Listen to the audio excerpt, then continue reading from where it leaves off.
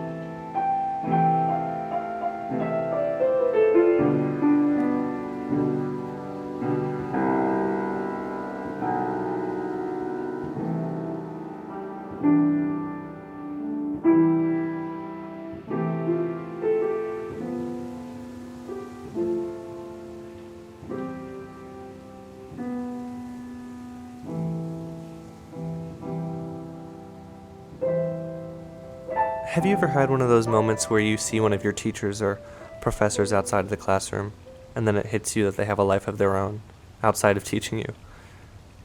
That's sort of what it's like coming home, or rather, visiting Austin.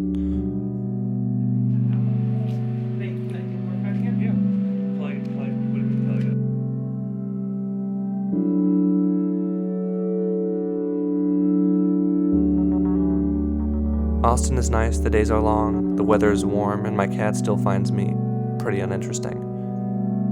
I have friends here, family here, a room here. I definitely have time here. And that's nice. That's mostly what I was expecting. In other words, some things haven't changed.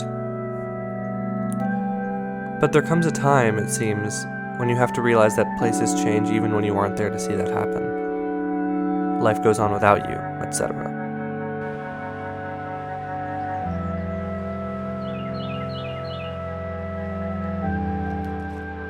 I think I've come back looking for a memory, and what I find is just not what it was.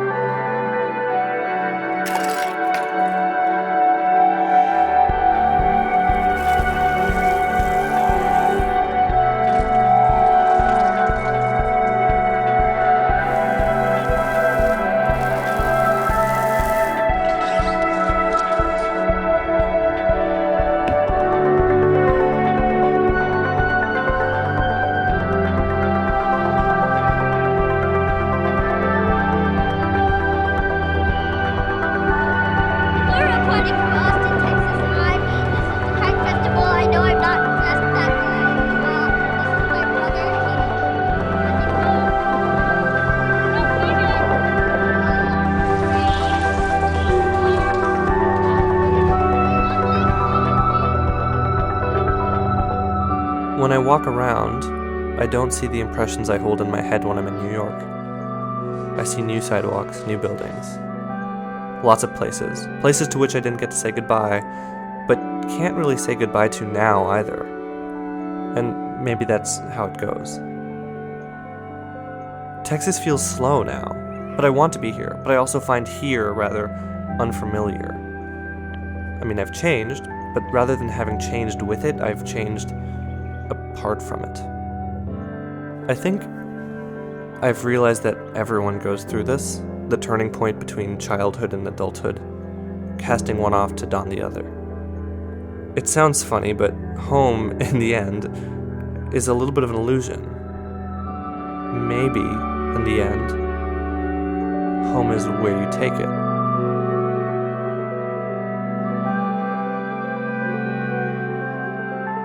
It isn't fair to judge Austin by my childhood, to impress static memory on a changing city. It isn't wrong to feel home spread out over distance and time, even. That's how it is. We don't have a choice in the matter but to move forward. Maybe we can still draw on past impressions. Maybe they aren't obsolete, even if the places they depict have changed or have been refurbished or renovated or gentrified or demolished.